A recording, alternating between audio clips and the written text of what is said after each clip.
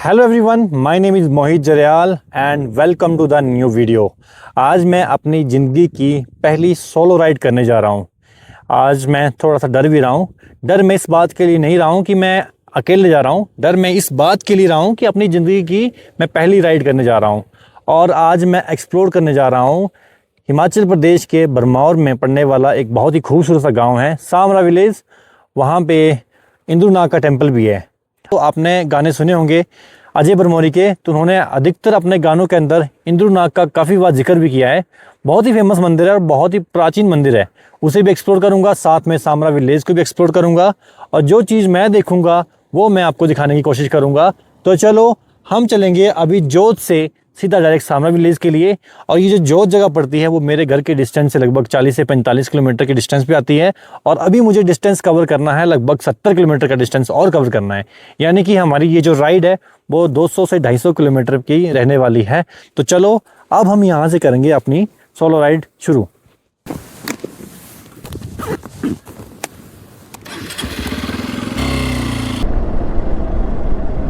अरे भाई साहब, ये देखो गाइस, ये देखो, ये देखो,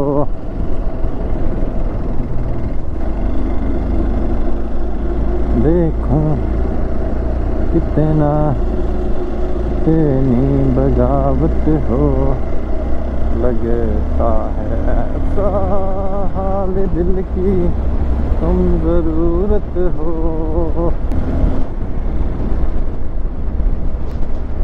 चेक करो गाइस, ये मौसम और यहाँ का व्यू बड़ा ही ज़बरदस्त है।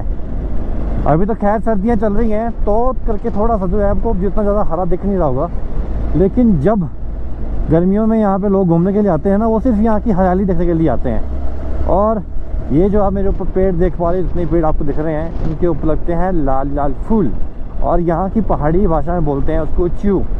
लोग इसको इकट्ठा करके लेके जाते हैं वो बैग में भर के और घर में चटनी बनाते हैं। इसकी चटनी बहुत प्यारी है और वो जो फूल होता है ना, उसकी दवाइयाँ ही बनती हैं और बहुत ही पौष्टिक फूल होता है वो।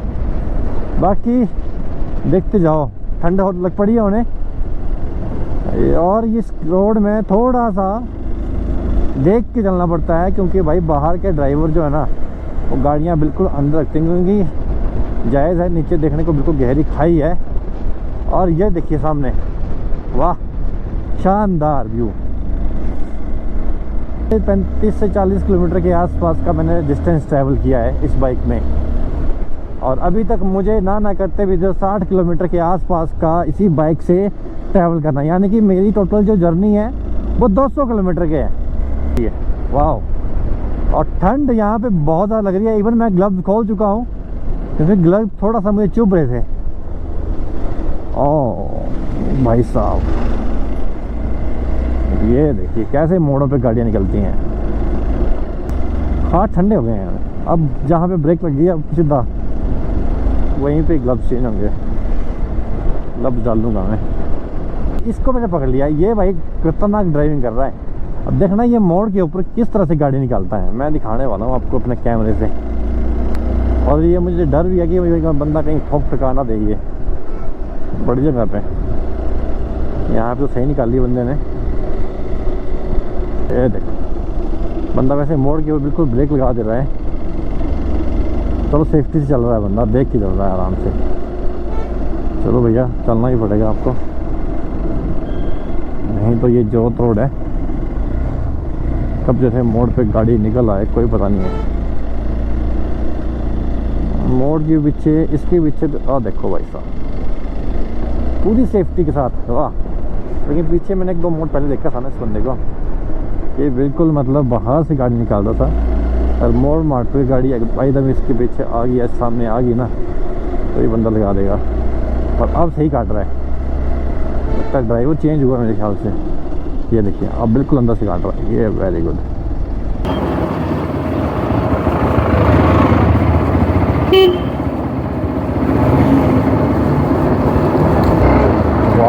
ये पहुंच गए हम चंबा।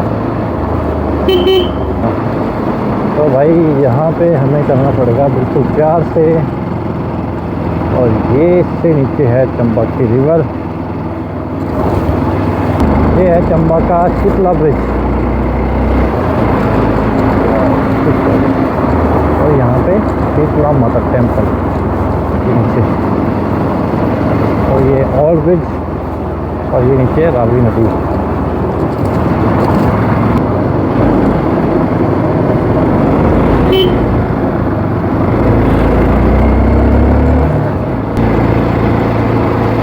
बड़ी प्यारी जगह है।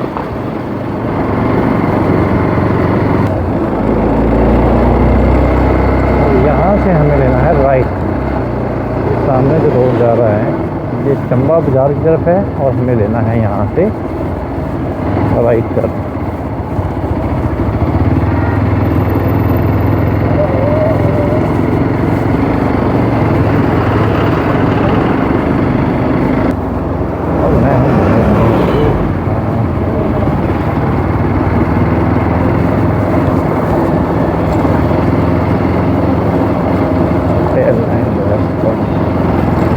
किलोमीटर बाद 5 किलोमीटर बाद किसी का घर भी आ जाएगा, वहीं रुकता।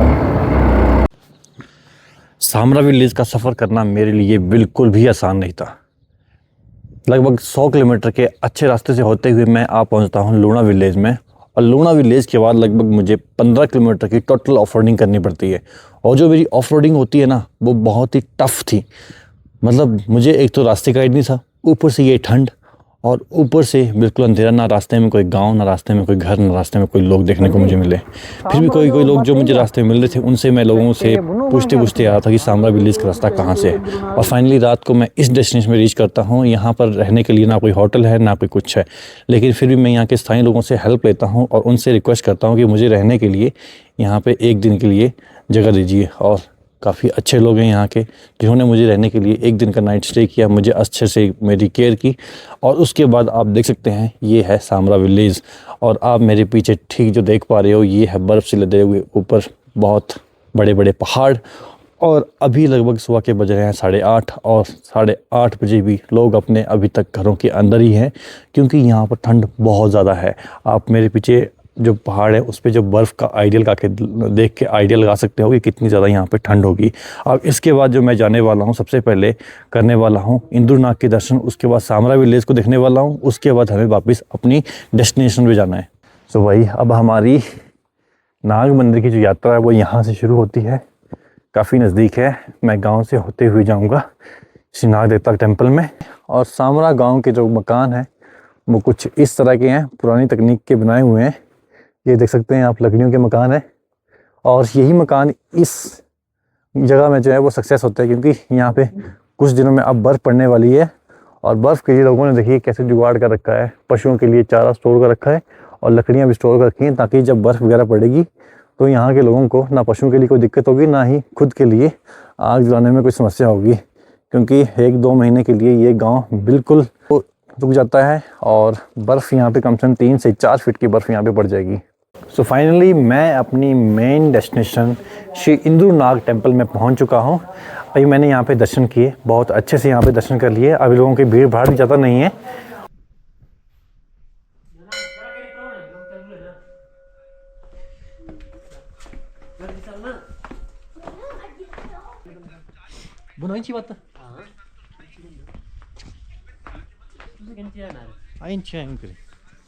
बाइक में चल दुकान लग रहा। अच्छा बाइक में चल दुकान ना गेटा वाला। हां अच्छा इंची भी आ गया, ये रास्ता की गाना था और यहां पता ना। हां तो दुकान ना हम तो ये रोड में दिखा है ना, रोड इंची चल कर लेते इंची घूमेगा रोड पर दुकान ना है किधर।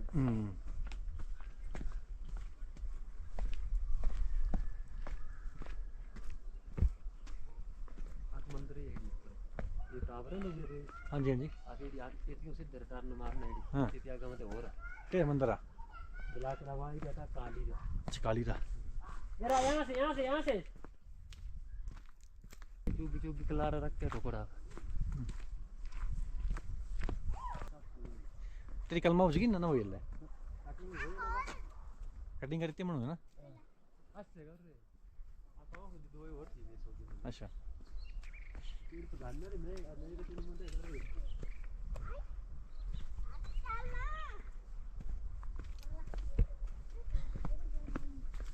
तो ये है सामरा विलेज और व्यू जो है वो बहुत ही ज़बरदस्त यहाँ का। और ये जो आप देख पा रहे हो ये है इंद्रुनाग का मेन गेट। यहीं से आपका इंद्रुनाग के लिए रास्ता जाता है। मैं आपको थोड़ा सा बैक कैमरे से सामरा विलेज को दिखाता हूँ। छोटा सा गांव है पर बहुत ही रिच गांव है, बहुत ही अच्छा गांव है, देखने में भी काफ़ी सुंदर है और लोग यहाँ के बहुत अच्छे हैं। ये मेरे ठीक सामने, और ये जो जा रहा है इंद्रुनाग टेम्पल के लिए रास्ता यहाँ से, और ये है सामने सामरा विलेज।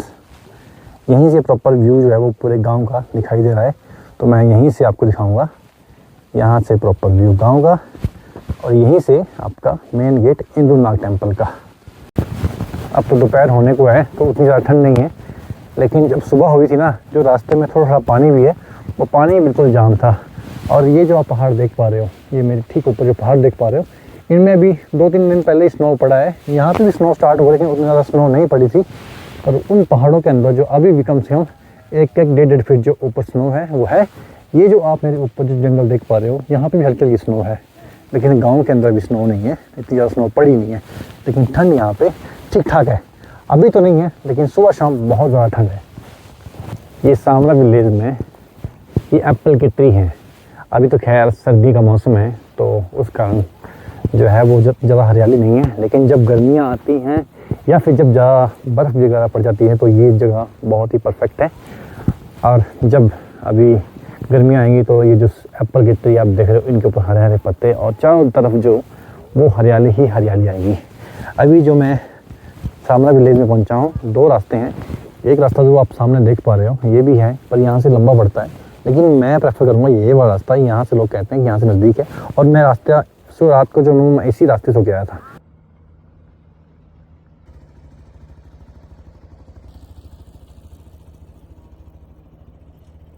मेरा सफ़र कितना मुश्किल है वो मैं आपको दिखाना चाहता हूँ। आप वो देख पा रहे हैं, ये नीचे गांव, ये रास्ता आप देख रहे हो, ये रास्ता है जिस रास्ते से मैं होके आया हूँ। और पूरा ये रास्ता पूरा घूम के ऐसे वो फिर ब्रिज से, क्योंकि नीचे रोड नीचे आप देख पा रहे होंगे कितनी, ये नीचे से रोड आ रहा है, ये पूरा घूम के इस तरफ से यहाँ से होके निकलता है, उधर से होके ये पूरा घूम के ऐसे रास्ता है। फिर इस तरफ से मैं गया था इस साइड। रास्ता बिल्कुल भी आसान नहीं है, और ये गाइज मेरा सफ़र भी इतना आसान नहीं है, टोटल ऑफ रोडिंग है। और देखिए अगर थोड़ी सी बारिश हो जाए ना तो भाई साहब ये रोड कितना स्किटी है वो आप देख के अंदाज़ा लगा सकते हो। अभी तो खैर मैं लकी हूँ कि कोई बारिश या कोई स्नो वगैरह नहीं है, तो मेरे लिए रास्ता बिल्कुल आसान है। वो खड़ी है हमारी मशीन, और इसी रास्ते से होके मुझे अब नीचे वापस जाना है। तो थोड़ा सपोर्ट करा करो, इसी तरह की एडवेंचर्स वीडियो मैं आपको दिखाता रहूँगा। अपने सफ़र के साथ साथ खुद भी देखूँगा और आपको भी दिखाता रहूँगा गाइस। फॉलो कर लेना।